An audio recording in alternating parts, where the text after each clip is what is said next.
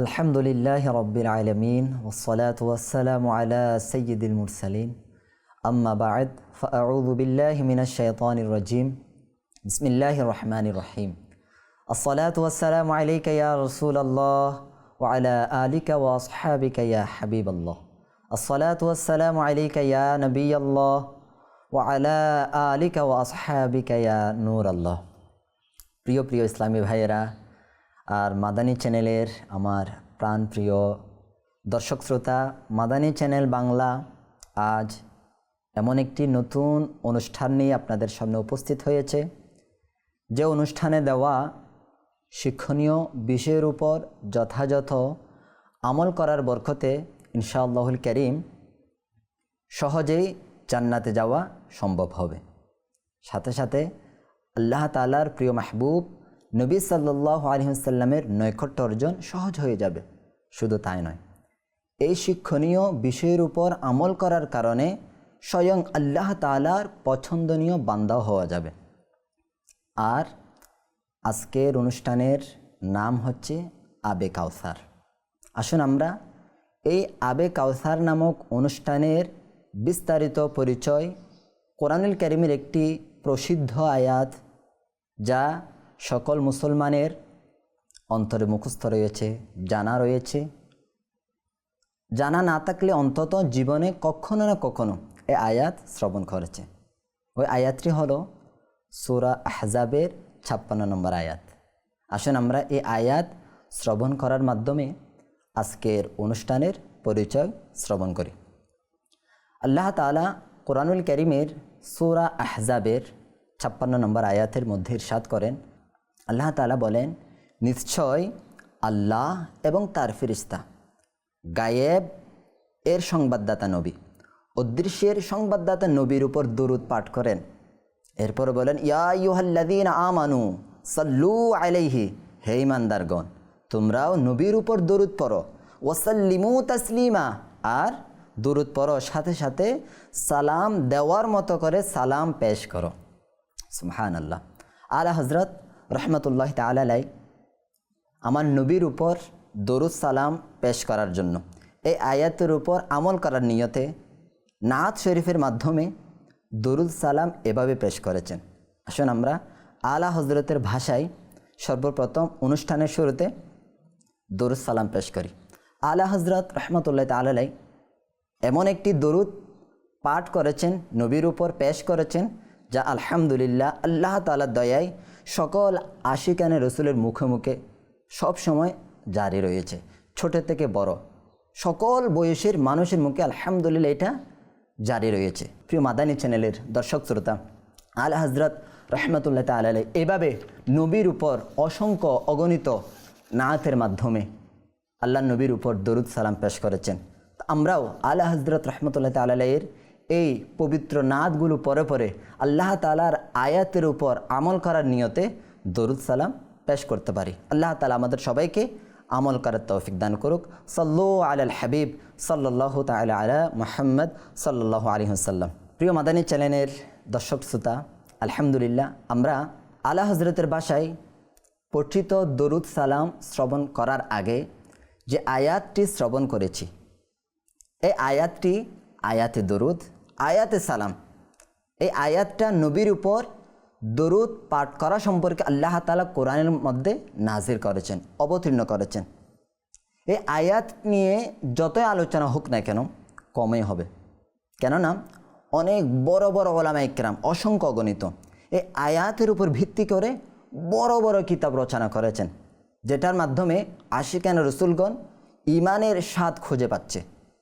আর সাথে সাথে এই আয়াতের মাধ্যমে আমরা বুঝতে পারছি যে আল্লাহ তাআলার দরবারে সর্বশেষ নবী আমাদের প্রিয় আকা মেহবুব নবী হুজুর সাল্লাল্লাহু আলাইহি ওয়াসাল্লামের সম্মান মর্যাদা কত বেশি, কেমন রয়েছে, এটা আমরা এই আয়াত থেকে বুঝতে পারছি। কেন, কিভাবে আল্লাহ তাআলার দরবারে নবীর সম্মান বেশি?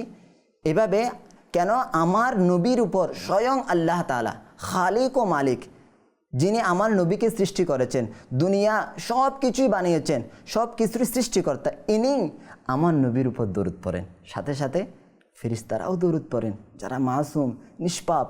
এরপর আল্লাহ তাআলা ইমানদারদেরকে, আশিকে রসুল যারা রয়েছে তাদেরকেও হুকুম দিয়েছেন, নির্দেশ দিয়েছেন, হে ইমানদারগণ তোমরাও নবীর উপর দুরূদ পড়ো, যথাযথ নবীকে সালাম পেশ করো। আসুন আমরাও নবীর উপর দরুদ শরীফ পাঠ করার মাধ্যমে আল্লাহ তাআলার পছন্দনীয় বান্দাতে পরিণত হয়ে যাই। তো ইনশাআল্লাহুল কারীম আমরা বুঝতে পারছি যে এই অনুষ্ঠানের মধ্যে কি শেখানো হবে, কি বয়ান করা হবে, কি জানতে পারবো আমরা অনুষ্ঠানের মাধ্যমে। আমরা এই অনুষ্ঠানের মাধ্যমে আমার নবীর উপর দরুদ শরীফ পাঠ করার ফজিলত কী রয়েছে, দরুদ শরীফ পাঠ করলে আমাদের ফায়দা কি, উপকার কি, দুনিয়ার মধ্যে উপকার কি, আখিরাতের মধ্যে উপকার কি, আমরা সব কিছু এই আবে কাউসার নামক অনুষ্ঠানের মাধ্যমে জানতে পারবো। আমরা এই অনুষ্ঠানের প্রতিটি পর্বে ইনশাআল্লাহুল কারীম আমার নবী সাল্লাল্লাহু আলাইহি ওয়াসাল্লামের নূরানি জবান থেকে নিঃসৃত বের হওয়া দরুদ শরীফের উপর ফজিলত সম্পর্কিত হাদিস মোবারকা শ্রবণ করব। এরপরে বিভিন্ন বাণী শ্রবণ করব, যে বাণী আল্লাহ এবং বিভিন্ন নবীদের সাথে হয়েছে, এই বাণীগুলো আমরা শ্রবণ করব। সাথে সাথে পূর্বের যারা বুজুর্গ রয়েছে, আল্লাহ তাআলার নেক বান্দা রয়েছে, যাদেরকে আমরা আল্লাহর ওলি বলি, তারা কিভাবে দরুদ শরীফ পাঠ করার মাধ্যমে আল্লাহ তাআলার দরবারে সম্মানিত হয়েছেন, সে বিষয়ে আমরা এই অনুষ্ঠানের মাধ্যমে জানতে পারবো ইনশাআল্লাহুল কারীম। কেননা এগুলা জেনে আমরাও দরুদ শরীফ পাঠ করার প্রতি উৎসাহ হব। উৎসাহ পেয়ে আমরা নবীর উপর বেশি থেকে বেশি পরিমাণে দরুদ শরীফ পাঠ করব ইনশাআল্লাহুল কারীম। এর মাধ্যমে আল্লাহ তাআলা পছন্দনীয় বান্দা হব, নবীর পছন্দনীয় উম্মত হব, নবীর নৈকট্য অর্জন করব। সাথে সাথে এর মাধ্যমে আমরা জান্নাতে যাওয়া খুব সহজেই আমাদের জন্য খুব সহজ হয়ে যাবে। তো প্রিয় মাদানী চ্যানেলের দর্শক শ্রোতা, আমরা আসুন এখন ওই আয়াত একটু ব্যাখ্যা সহকারে শ্রবণ করার চেষ্টা করি।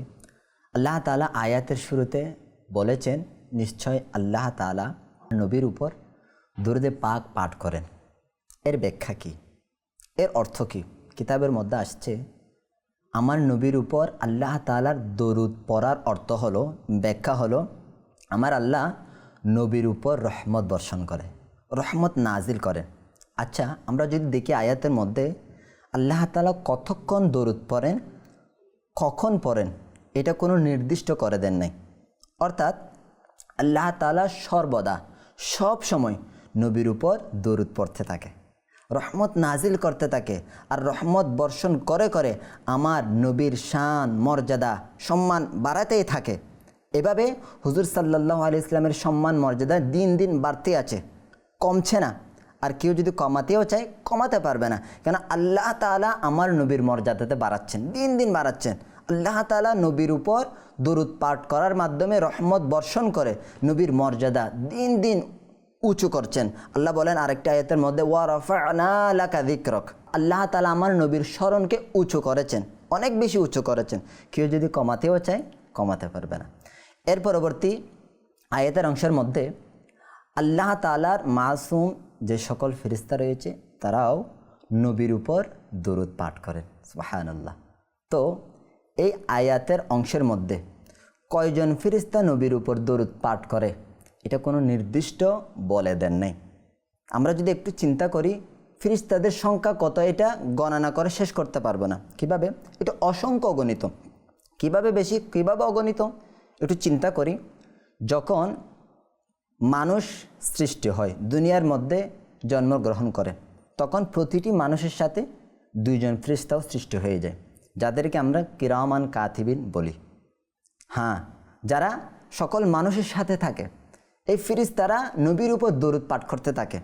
হযরত আদম আলাইহিস সালাম থেকে শুরু করে আজ পর্যন্ত যত মানুষ দুনিয়ার মধ্যে সৃষ্টি হয়েছে সকলের সাথে দুইজন ফেরেশতা আছে।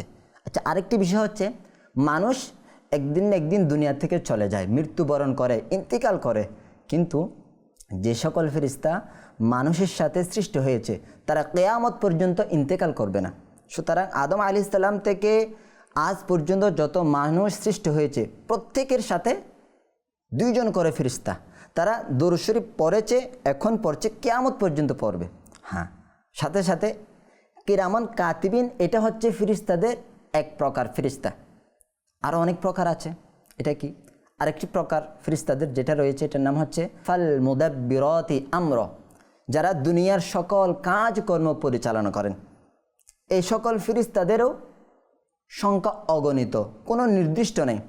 এদিকে কিরামান কাতিবিনের নামক দলের ফিরিস্তাদের সংখ্যাও অনির্দিষ্ট অগণিত।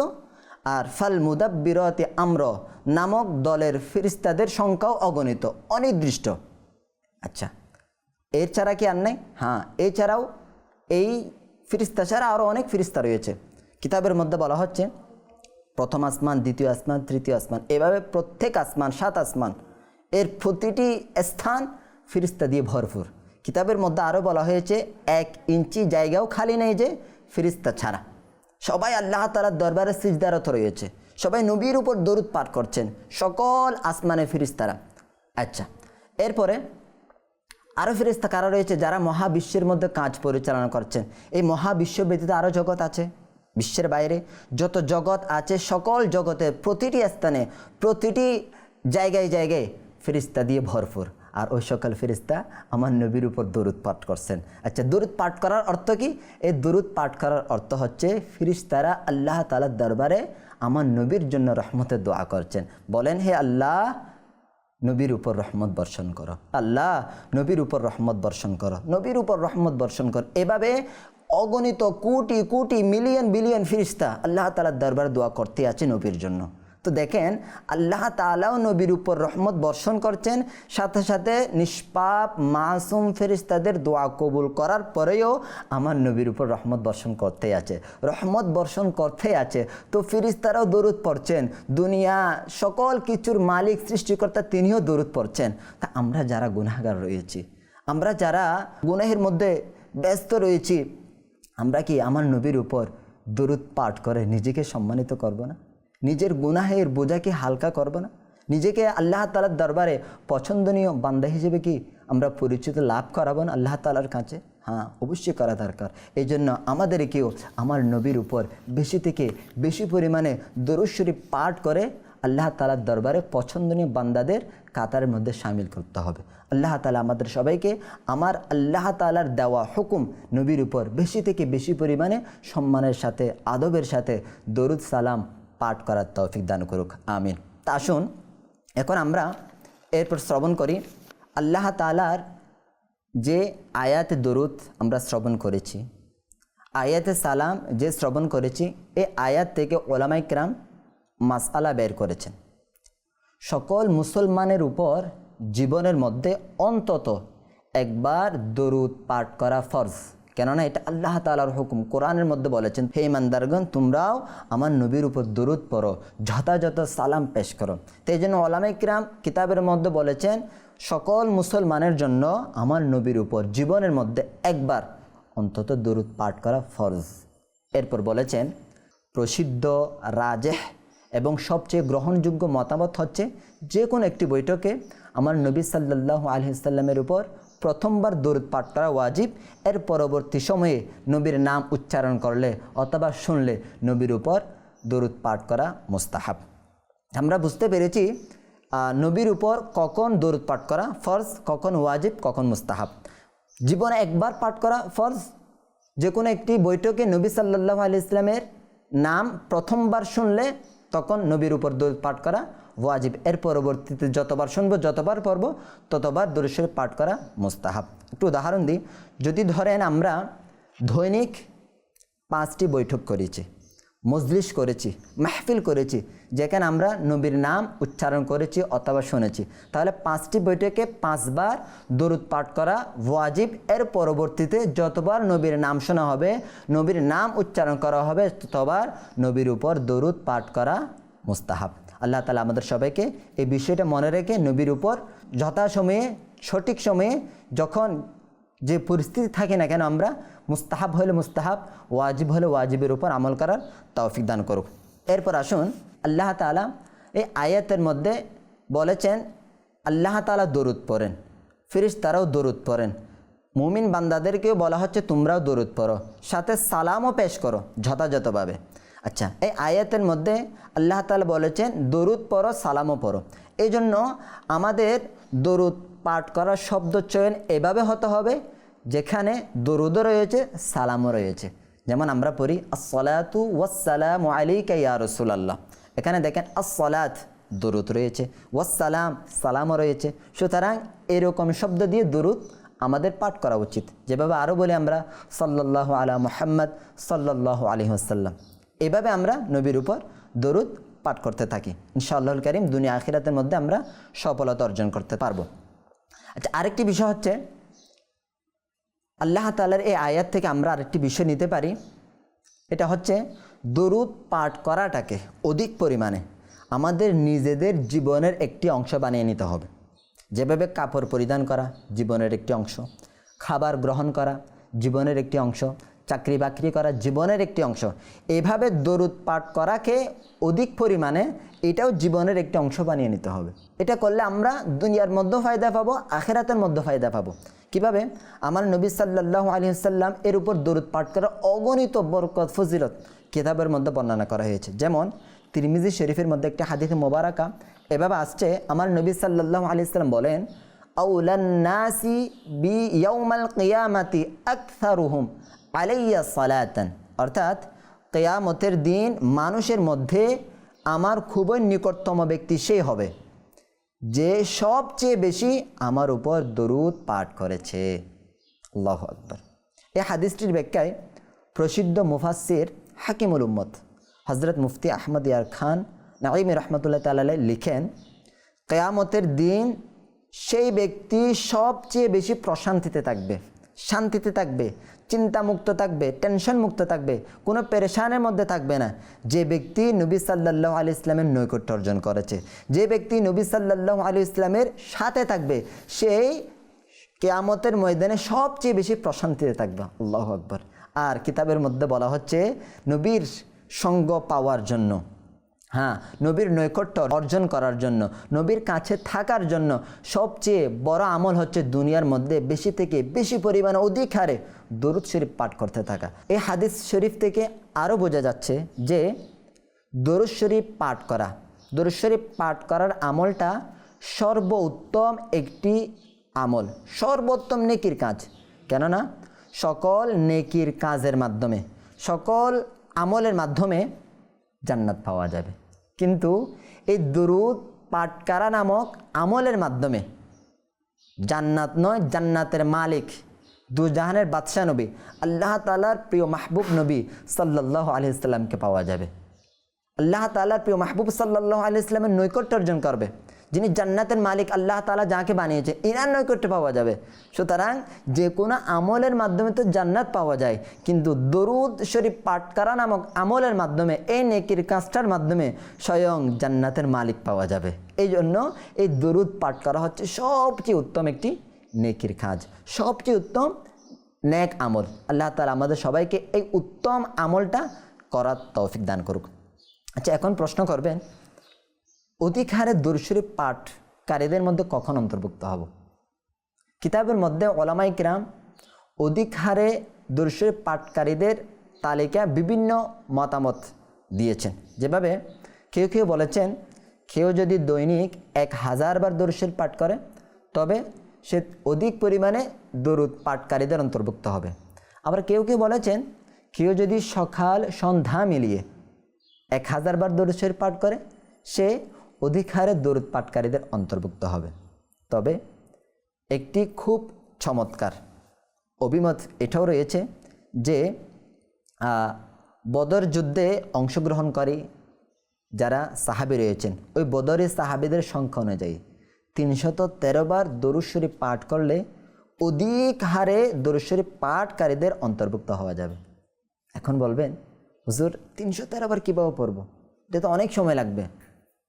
না, 313 বার আপনি যদি একটু চিন্তা করেন, সংক্ষিপ্ত যে দরুদ রয়েছে, ছোট আকৃতির যে দরুদ রয়েছে, ওইগুলো যদি আমরা বেছে নিয়ে দরুদ শরীফ পাঠ করা শুরু করে দিই, ইনশাআল্লাহুল কারীম 8 থেকে 10 মিনিটের মধ্যে আমরা আল্লাহ তাআলার দয়ায় 313 বার দরুদ শরীফ পাঠ করতে পারবো। কীরকম দরুদ শরীফ? আসসালাতু ওয়াসসালামু আলাইকা ইয়া রাসূলুল্লাহ সাল্লাল্লাহু আলাইহি ওয়াসাল্লাম, সাল্লাল্লাহু আলা মুহাম্মদ, এটা এক একটা দরুদ শরীফ। সাল্লাল্লাহু আলাইহি ওয়াসাল্লাম, এটা একটা দরুদ শরীফ। এই ছোটো দরুদ শরীফগুলো যদি আমরা বেছে নিয়ে পাঠ করা শুরু করে দিই, ইনশাআল্লাহুল কারীম খুব কম সময়ের মাধ্যমে খুব সহজেই আমরা অধিক পরিমাণে দরুদ পাঠকারীদের মধ্যে অন্তর্ভুক্ত হয়ে যাবে ইনশাআল্লাহুল কারীম। এবং সাথে সাথে এই অধিক পরিমাণে দরুদ পাঠকারীদের অন্তর্ভুক্ত হওয়ার কারণে নবীর নৈকট্য অর্জন করব, আল্লাহ তাআলার পছন্দনীয় বান্দা হব। এর কারণে আমরা আমাদের জান্নাতে যাওয়া সহজ হয়ে যাবে। আসলে এই জন্য আমরা নিজেকে দুরূদ শরীফ পাঠ করার প্রতি ব্যস্ত করে নিই। ইনশাআল্লাহুল কারীম অযথা সময় বাদ দিয়ে, গল্প গুজব আড্ডাগুলা বাদ দিয়ে নিজের সময় থেকে প্রতিদিন 10-15 মিনিট 10 মিনিট সময় বের করে আমার নবীর উপর দুরূদ শরীফ পাঠ করি। ইনশাআল্লাহুল কারীম এর মাধ্যমে দুনিয়ার মধ্যে বরকত অর্জন করব, আখিরাতে উপকার পাবো ইনশাআল্লাহুল কারীম। সাথে সাথে দাওয়াত ইসলামের প্রতিষ্ঠাতা আমির আহলে সুন্নাত মাওলানা ইলিয়াস আত্তার কাদেরী, ইনি নেক আমল পুস্তিকা নামক যে রিসালা রয়েছে, যে পুস্তিকা রয়েছে, এখানে আমাদেরকে প্রতিদিন স্মরণ করিয়ে দিচ্ছেন, তোমরা কি আজ 313 বার দরুদ শরীফ পাঠ করেছ? তা আমরা অনেক সময় এই দরুদ পাঠ করাটা ভুলে যাই ব্যস্ততার কারণে। তো আমরা যদি আমির আহলে সুন্নাত মাওলানা ইলিয়াস আত্তার কাদেরীর দেওয়া এই প্রশ্ন আকারে সম্মিলিত ছোট পুস্তিকাটি সাথে রাখি, প্রতিদিন 1-2 মিনিট সময় নিয়ে পড়ি, ইনশাআল্লাহুল কারীম এর মাধ্যমে আমরা যদি দরুদ কোনোদিন না পড়ি, এটা পাঠ করার কারণে স্মরণে চলে আসবে। এর মাধ্যমে ইনশাআল্লাহুল কারীম 313 বার দরুদ শরীফ পাঠ করা প্রতিদিন, এটা আমাদের আমলে পরিণত হয়ে যাবে, আমাদের জীবনের একটি অংশ হয়ে যাবে। তা আসুন আমরা আমার নবী সাল্লাল্লাহু আলাইহি ওয়াসাল্লামের নৈকট্য অর্জন করার জন্য, আল্লাহ তাআলার পছন্দনীয় বান্দা হওয়ার জন্য, সহজে যেন জান্নাতে যেতে পারি, যেন দরুদ শরীফ পাঠ করার মাধ্যমে নবীর নৈকট্য অর্জন করে, যেন এই আবে কাউসার অনুষ্ঠান থেকে উৎসাহ নিয়ে নবীর নুরানি হাত থেকে কাউসারের পানি আবে কাউসার পান করতে পারি। এই জন্য আমরা সবাই চেষ্টা করি, এই জন্য আমরা সবাই চেষ্টা এখন থেকে আমরা লেগে যাই, এখনও সময় আছে। আল্লাহ তাআলা আমাদের সবাইকে বেশি থেকে বেশি পরিমাণে দরুদ পাঠ করে নবীর নৈকট্য অর্জন করার তৌফিক দান করুক। সাথে সাথে দরুদ শরীফ পাঠ করার বরকতে কিয়ামতের দিন যেন আমাদের পিপাসা না লাগে, নবীর নুরানি হাত থেকে এক চুমুক হাউজে কাউসারের পানি পান করার তৌফিক দান করুক। আজকের অনুষ্ঠান এখানে শেষ করছি। আল্লাহ তাআলা আমাদের সবাইকে সুস্থতার সাথে জিন্দেগি অতিবাহিত করার তৌফিক দান করুক ইনশাআল্লাহুল কারীম। আগামী পর্বে অন্য একটি ফজিলত, অন্য একটি হাদিস মোবারকা নিয়ে আপনাদের সামনে আবার উপস্থিত হব। ততক্ষণ ভালো থাকুন, সুস্থ থাকুন, মাদানী চ্যানেল বাংলা দেখতে থাকুন। সল্লু আলাল হাবিব সাল্লাল্লাহু তাআলা আলা মুহাম্মদ সাল্লাল্লাহু আলাইহি ওয়াসাল্লাম।